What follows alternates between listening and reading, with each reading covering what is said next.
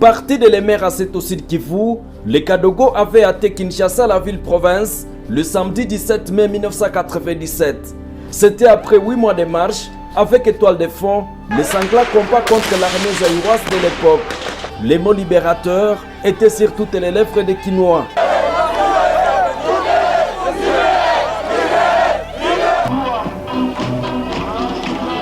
Pour marquer la fin de la dictature des 32 ans de maréchal Joseph Désiré Mobutu, le nouveau chef de l'État changea le nom du pays. Le président de l'AFDER, M. Laurent Désiré Kabila, assume à partir de ce jour les fonctions du chef de l'État de la République démocratique du Congo. Dans le cas de la population RD congolaise, la joie était à son comble. La joie immense. On était des esclaves, maintenant nous sommes libérés. Pendant que le maréchal était contraint à l'exil au royaume du Maroc, le troisième président de la République prêta serment au stade des martyrs, ex-Kamagnola. Moi, Laurent Désiré Kabila, président de la République,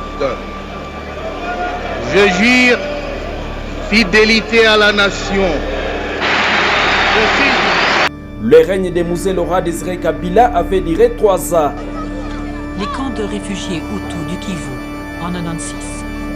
2 millions de personnes en avaient fait de véritables villes.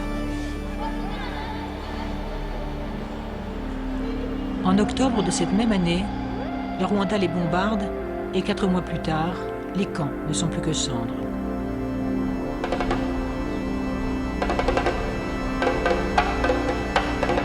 La guerre de libération qui a entraîné la chute du président Mobutu trouve en grande partie son origine dans la menace que constituaient pour le Rwanda voisin les Interahamwe, ces milices hutus rwandaises, et les anciens soldats de l'armée régulière, appelés phares, qui d'ici attaquaient le Rwanda. Depuis 1994, les Interahamwe et les phares, auteurs du génocide qui a coûté la vie à 800 000 Tutsis, préparaient, fomentaient, avec la bénédiction du président Mobutu, la reconquête du Rwanda, qui est bien décidé à ne pas se laisser faire.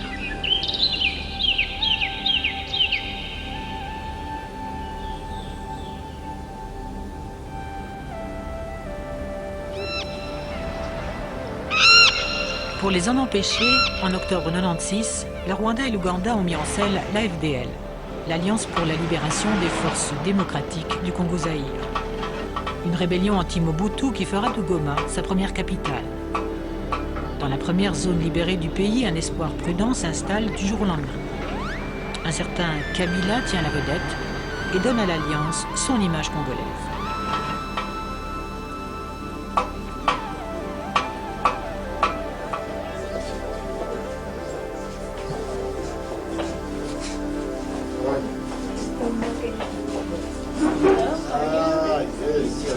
Dans le palais de Mobutu, devant des journalistes venus d'un peu partout, Kabila est comme un poisson dans l'eau. Et déjà, il annonce la couleur. Il se voit bel et bien le président d'un Zaïre, délivré de Mobutu, et sera reconnu comme tel par la communauté internationale. Je viendrai en Belgique pour défendre notre position devant le peuple. Ça, c'est le scoop. Quand? À quelle date? Mais il faut qu'on me facilite les choses. Je vais discuter avec mes amis. Vous sollicitez une invitation, là? Kabila est depuis les années 60 un chef de maquis marxiste. Rare opposant à avoir toujours refusé les offres de Mobutu, quelles qu'en soient les séductions financières et politiques. À ses côtés, le commandant Massassou, un homme discret que personne n'interroge, mais qui est pourtant le chef d'état-major de l'Alliance. Un militaire, au départ légal de Kabila. Déjà, un des 4 fondateurs vient d'être assassiné avec son accord. Massassou ne sait pas qu'il est voué au même sort. L'heure est au bonheur de l'avance militaire. Monsieur le Président, les forces de l'Alliance comprendront 4300 hommes de plus le 18 mars. Est-ce que vous pouvez nous dire actuellement combien d'hommes vous disposez en tout Nous avons encore un travail devant nous, je crois. Le nombre de soldats que nous avons n'intéresse que l'ennemi. Alors puis-je leur donner l'occasion de savoir combien nous avons? Dans le Kivu, Anselme Massassou est chargé de l'enrôlement des Kadogo, petits soldats en Swahili. Et des milliers de gamins vont quitter l'école pour libérer Kinshasa.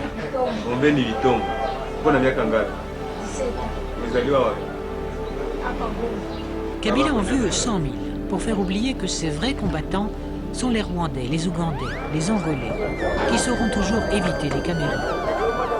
Bizarrement, Kabila, réputé pour sa peur viscérale de l'attentat, fera une confiance absolue à quelques-uns de ses Kadogo dont il ne se séparera jamais. En février 1997, rares sont ceux qui connaissent cet homme de 56 ans que Che Guevara avait rencontré dans son maquis 30 ans plus tôt. Aujourd'hui, un même objectif soude les Congolais, les Rwandais, les Ougandais, abattre Mobutu. Mais on se demande si le vrai pouvoir n'est pas aux mains de ces puissants étrangers qui ont permis à Kabila de mener la rébellion. J'aurais voulu que ces messieurs-là s'inquiètent du rôle de la France, de la Belgique et des mercenaires dans ce pays. Le Rwanda, le Burundi, je ne sais pas si vous avez cité le Burundi ou l'Ouganda. Mais pourquoi s'inquiéter d'eux? Ils n'ont pas fait le malheur de ce pays pendant 31 ans. Qui ont fait le malheur de ce pays? Ils ne peuvent pas ne pas être nos amis politiques parce que nous avions le même ennemi. Mais tout le malheur ici a été amené par des pays comme la France, la Belgique et les autres. Ce n'est pas dans ces petits pays-là qui n'ont rien à vouloir ici, hein, qui ont été provoqués à partir d'ici par le régime de Mobutu. Ils ont été constamment déstabilisés en partant de ces territoires. À ce moment-là, les premiers massacres de réfugiés hutus-rwandais commencent à l'Est. Ces massacres ne sont pas le fait des soldats de Kabila, mais otages des Rwandais et de leurs forces, Kabila laisse faire. Et cela ne sera jamais pardonné.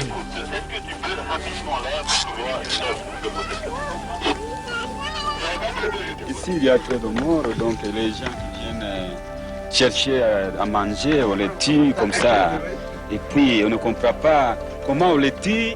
Qui les tue? Les militaires rwandais, les Tutsis. Les Tutsis, ce sont les Batutsis de Kagame qui viennent.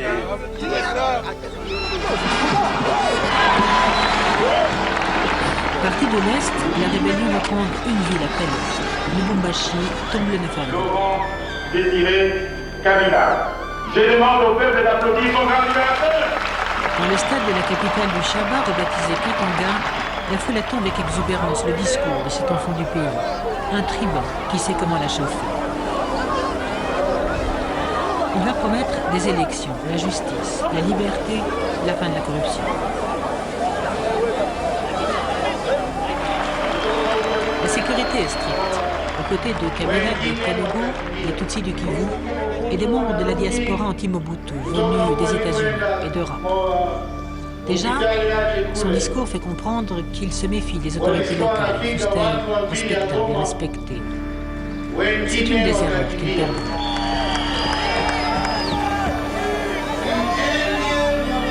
Il a mal débuté sa campagne, donc il fallait associer les gens du MPR qui ont bien travaillé dans le MPR. Prenons l'exemple du maire, le maire de la ville de Lubumbashi. Il a bien travaillé, ça on est d'accord pour tout le monde, donc il faut le garder. Parce que maintenant il nous amène des gens qu'on ne connaît même pas. Comment est-ce que nous allons les accepter? Parce que plus tard ça sera parfois une folie de grandeur. C'est ça mon idée maîtresse. Kabila ne perd pas de temps, il faut financer la guerre. À peine arrivé à Lubumbashi, il signe un contrat d'1 milliard de dollars avec une firme canadienne, American Mineral Field, qui croit réaliser ce jour-là l'affaire du siècle. Elle s'engage à retaper la mine de cuivre de Kipushi. Mais Kabila, devenu président, reniera sa signature, sans état d'âme apparent. Le gouverneur fraîchement nommé de la province, cousin de Kabila, mais plus liégeois que katangais, profite de la solennité du moment pour donner une leçon de morale kabiliste. L'heure des corrompus, de tous ceux qui ont bousillé l'économie est révolue. Congo is open for business. Ouais, ici. Pendant que l'Alliance continue son avance vers la capitale zaïroise, les diplomates s'affairent pour éviter un bain de sang. Après plusieurs tentatives avortées, Laurent Désiré Kabila va consentir à rencontrer le président Mobutu sur un bateau sud-africain au large de Pointe-Noire. Kabila se fera attendre longtemps, très longtemps. Le vieux président est très malade, rongé par le cancer, les abandons et l'humiliation d'une défaite annoncée. Cinglé par l'affront que lui inflige Kabila, Mandela, hôte de l'entrevue, ne pardonne pas à un homme qui s'est fait ce jour-là un nouveau lot d'ennemis. Kabila en réalité gagne du temps, car chaque heure qui passe rapproche ses hommes de Kinshasa. Le 16 mai, la DSP de Mobutu s'en va. La ville tombe le 17 mai. Les soldats de Mobutu rendent leurs armes sans résistance. Si nous dit de déposer des armes, nous allons déposer avec sincérité. Nous ne voulons pas de désordre, nous ne voulons pas de bain de sang ici à Kinshasa.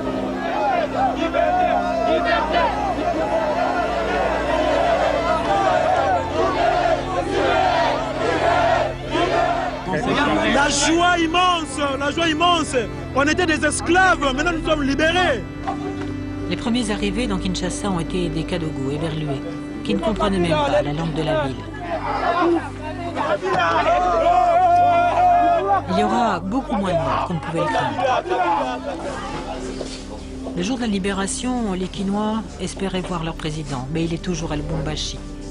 Les constitutionnalistes ont préparé un discours qu'il lira à la télévision, et Kabila va sidérer tout le monde en changeant l'essentiel. Il décide que la FDL, entendez pour lui le Congo, n'a plus qu'un chef. Le président de l'AFDEL, M. Laurent Désiré Kabila, assume à partir de ce jour les fonctions du chef de l'État de la République démocratique du Congo. Kabila, en réalité, craint Kinshasa, sa nouvelle capitale. Regardez bien cette image. Tous les pions d'un futur échec et mat sont en place. À gauche, le ministre des Affaires étrangères et numéro 2 de l'Alliance. Des alliés qui bientôt deviendront des ennemis.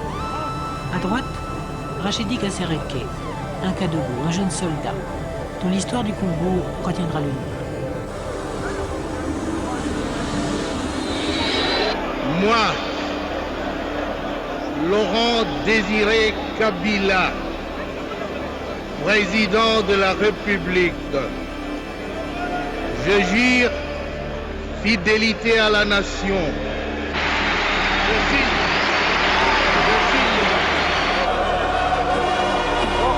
Quand le président est proclamé près de serment quelques jours plus tard, le stade de Kinshasa est plein.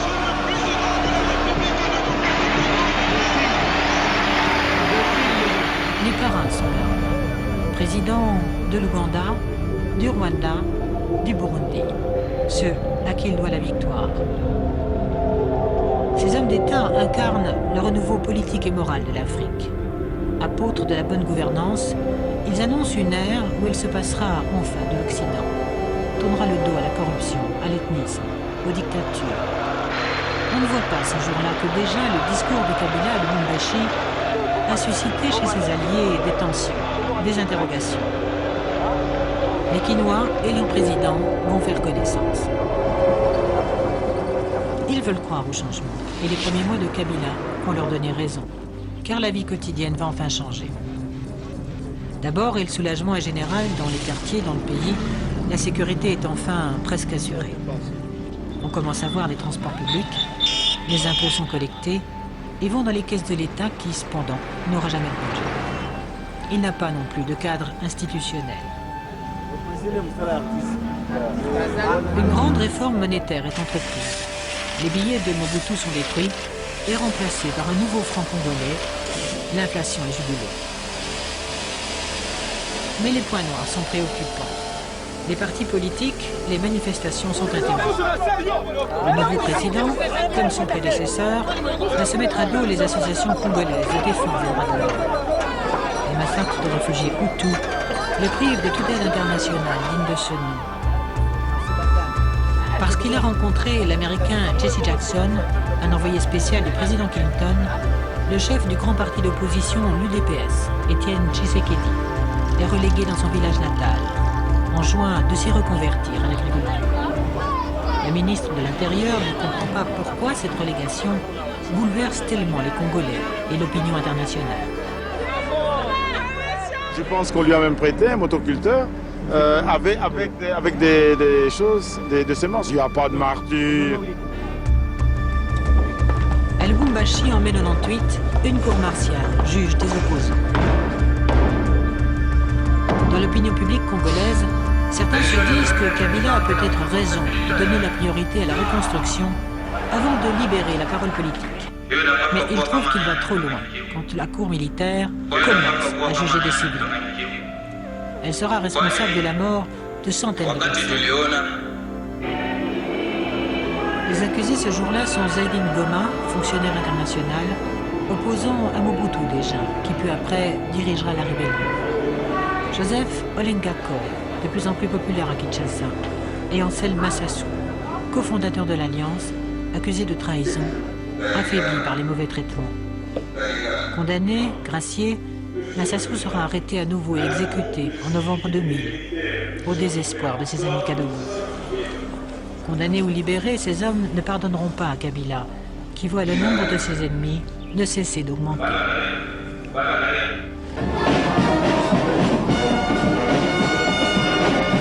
Le 17 mai 98, premier anniversaire de la libération de Kinshasa, le stade est vide et les parrains rwandais ou ougandais ne sont pas venus.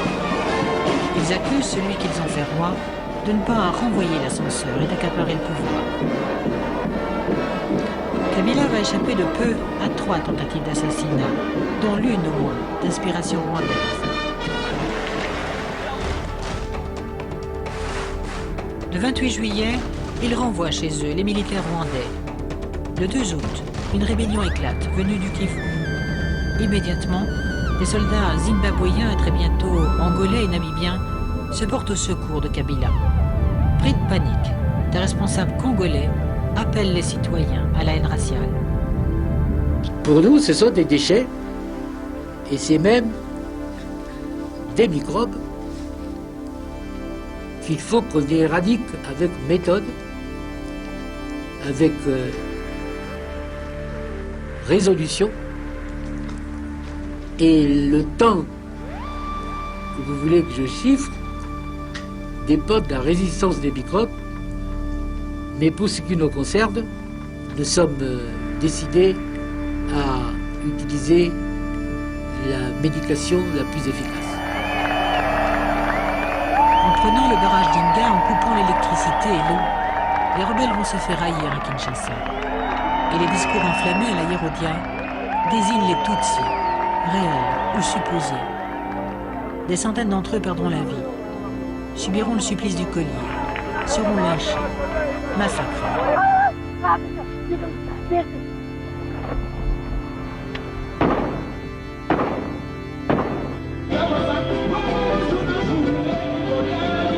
Les leaders de cette deuxième rébellion en 2 ans à peine vont s'installer comme Kabila un peu plus tôt à Goma dans le Kivu. Mais cette fois, la population craint ces nouveaux libérateurs. Elle suspecte les Rwandais de vouloir annexer le Kivu. Ici aussi, la haine des Tutsis gagne du terrain. Et pourquoi cette alliance hétéroclite d'anciens mobutistes, de marxistes, de kabylistes écœurés d'avoir fait trop de séjours en prison, de Tutsis congolais? Les Congolais ont bien compris que la guerre serait longue et douloureuse et son issue incertaine. Nous, les peuples, nous nous sacrifions afin que notre pays soit démocratisé. Et nous sommes chaque fois dessus par ces politiciens qui sont chaque fois matérialistes. C'est pourquoi nous ne sommes pas contents des politiciens qui vont se limiter tout simplement sur le parler. Nous attendons les actes, mais les actes ne viennent pas. C'est bien de nous libérer, mais combien de fois on sera libéré? Et par quoi? Avec la guerre, c'est papier. Il fallait se comprendre, se mettre à table c'est négocier si c'est possible. Céder la place, c'est normal qu'un homme peut aussi échouer. Il peut travailler et échouer. Après, s'il comprend qu'il échoue, on peut prendre aussi la place à celui qui est capable. La situation s'est compliquée encore quelques mois plus tard, quand une deuxième rébellion éclate dans la province de l'Équateur, la province de Mobutu. Son leader, lui aussi, est de la région, et la population le soutient. Sans l'aide de l'Ouganda qui entraîne et arme ses soldats, le mouvement pour la libération du Congo n'aurait sûrement pas réussi à conquérir un territoire grand comme une fois et demie la France. L'Ouganda justifie sa présence au Congo par le besoin de neutraliser les rebelles ougandais qui, du Congo, tentent de renverser le président Museveni.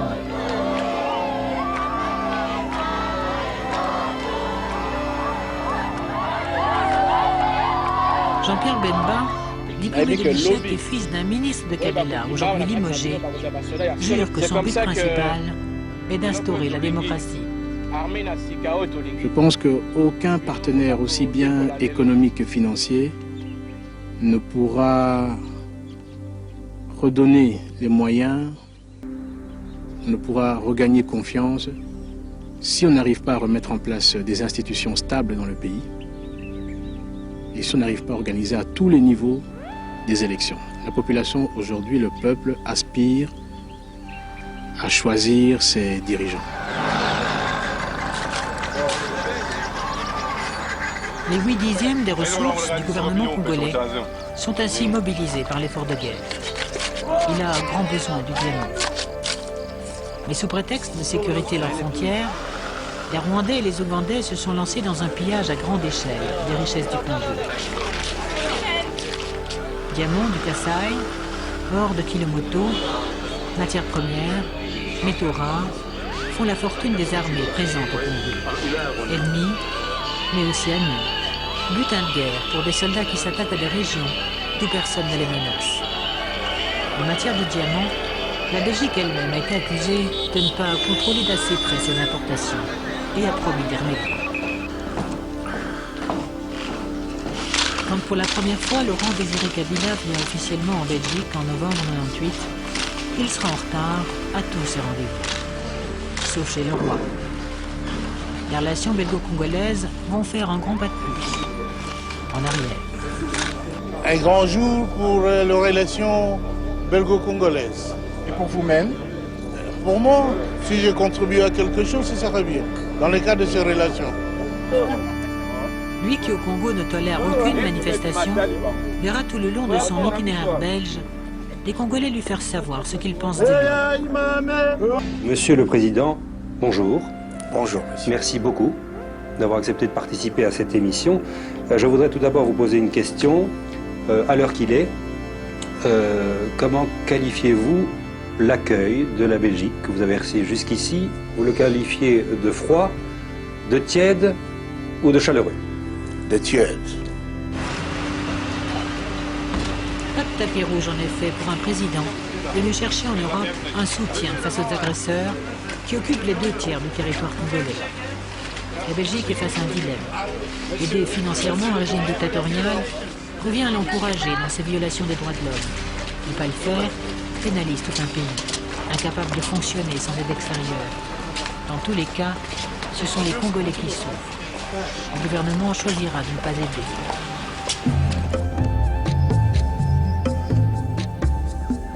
À ce moment, les pressions sont fortes sur les protagonistes de la première guerre continentale africaine pour qu'ils cessent les combats. À Lusaka, en Zambie, en juillet 1999, les belligérants signent des accords de paix. Mais les sourires cachent beaucoup de mauvaise foi. Les accords prévoient un dialogue intercongolais, le retrait des forces, l'arrivée d'observateurs de l'ONU. Aux côtés de Kabila, tous les acteurs de la guerre sont présents. I'm happy. Not because of the document, but by nature I'm a happy man.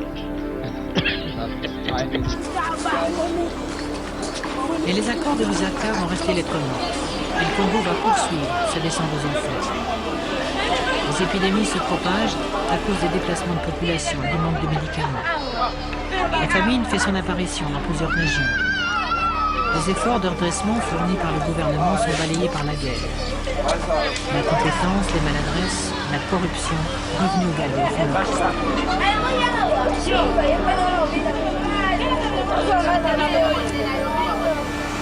Fin 99, un décret du président interdit l'utilisation des devises étrangères. Payés en dollars mène à la prison. Les bureaux de change sont fermés. Seul le taux de change officiel est autorisé. L'effet est désastreux. Nouvelle leçon de morale nationaliste de Gaëtan Kakuji. Dites-moi, quand vous allez à Bruxelles, vous allez faire vos courses avec des dollars ou avec des francs belges? Vous faites avec des francs belges. Faire des courses avec des dollars, c'est Washington, pas ici. Vous devez comprendre. Mais vous devez recouvrir votre dignité. Oui, c'est ça. Alors, non. Alors quoi? Le temps, quand on fait la guerre, on doit se défendre. Il faut aller dire à ceux qui nous font la guerre, et la guerre économique, de cesser leurs pratiques. Voilà.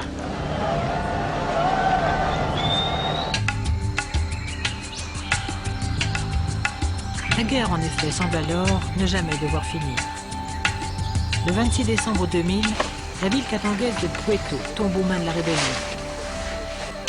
Les soldats congolais et zimbabwéens fuient vers la Zambie toute proche, y abandonnant armes et munitions. Des millions de dollars seront perdus pour Kabila. Le Rwanda n'est pas prêt d'arrêter la guerre tant que les génocidaires rwandais qui accompagnent l'armée congolaise ne seront pas arrêtés et désarmés. Or, 4000 d'entre eux, après la bataille, se sont réfugiés en Zambie.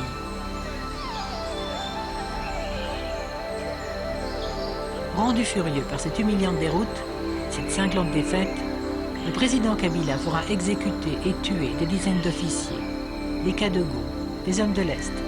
Ce sera sans doute l'une des causes de son assassinat. Peuple congolais, mes chers compatriotes,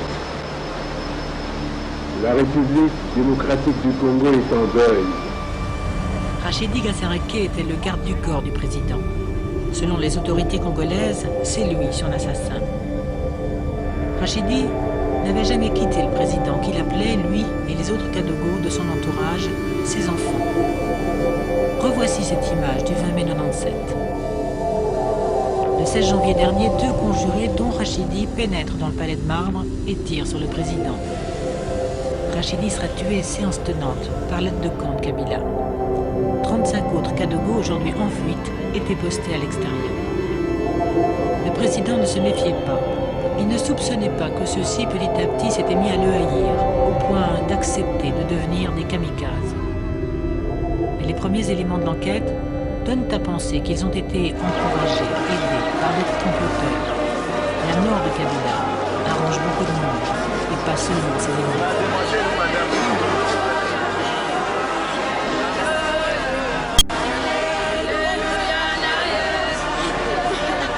Lors de ces funérailles, on a même entendu porter des accusations contre la Belgique, coupable surtout, selon les Congolais, de les abandonner. Et depuis que nous sommes agressés par l'extérieur, jamais la Belgique nous a soutenus. La Belgique n'a fait aucune déclaration. Pourtant, nous sommes une colonie belge. La Belgique aurait pu prendre les défenses pour défendre les intérêts du peuple congolais. Mais nous sommes très surpris. La Belgique s'arrange encore derrière l'extérieur pour nous agresser. C'est pas possible. Vous voyez, or, celui qui a le devoir, il a le devoir et le droit de nous protéger. Les présidents du Zimbabwe, de Namibie, d'Angola, du Soudan, de Zambie sont venus rendre un dernier hommage à leur allié assassiné. Le seul diplomate occidental de haut niveau à s'être déplacé était Louis Michel, le ministre belge des Affaires étrangères. Les Congolais en ont été reconnaissants.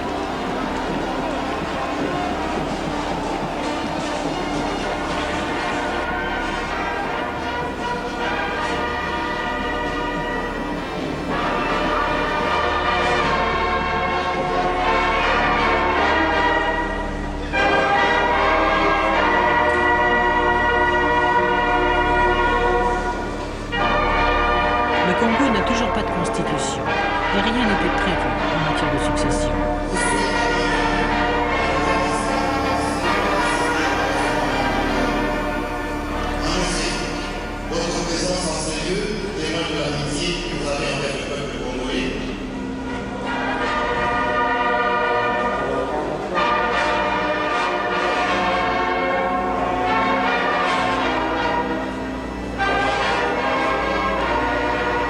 Nous ne pouvons que regretter la mort de notre président. Seulement, ce que nous voulons, maintenant, après sa mort, on ne peut pas s'éterniser à regretter, mais nous voulons maintenant qu'il y ait la paix, la réconciliation de tous les Congolais, que tous les Congolais se mettent sur la même table pour trouver de voies et moyens pour que ce pays puisse sortir de cette impasse. Pour sa prestation de serment devant la Cour suprême, le général Joseph Kabila a renoncé à l'uniforme et au costume safari de son père. Il se déclare président de transition, avec l'autorité d'un homme qui aimerait, l'assistance le sent bien, rester en place longtemps.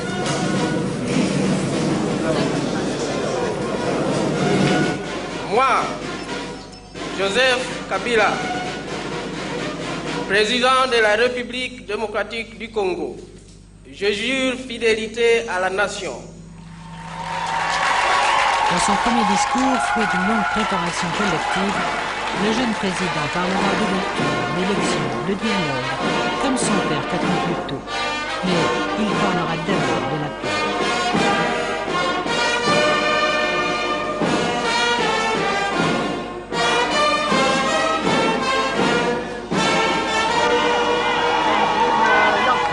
En fonction, Joseph Kabila ne perd pas une minute. Washington, New York, Paris, Bruxelles, où le tapis rouge refusé à son père sera déroulé. Le roi le reçoit presque avec affection, on dirait même soulagement. Le jeune Kabila commence à se détendre, et même à sourire. On voit qu'il se sent à sa place. C'est quoi ça?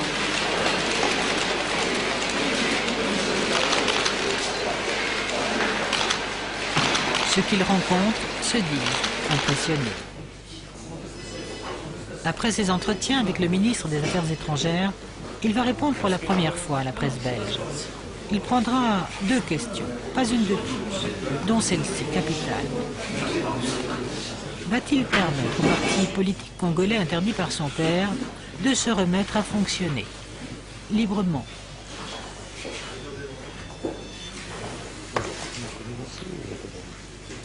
C'est parmi les points qu'on va discuter au dialogue intercongolais.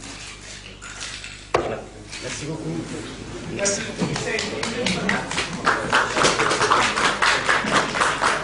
Aujourd'hui, personne n'a de véritable légitimité au Congo.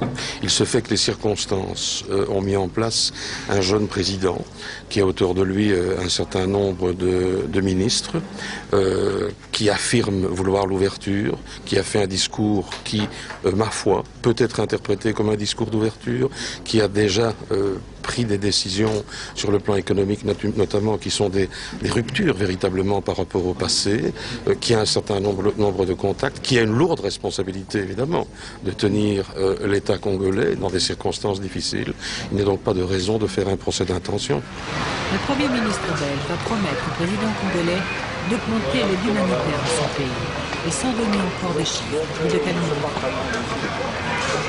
2 semaines plus tard, à Lusaka, en réponse aux ouvertures de Joseph Kabila, les belligérants qui se disputent le Congo se sont mis d'accord pour cesser les combats. Mais au Congo, l'histoire montre que les pires dérapages sont toujours possibles.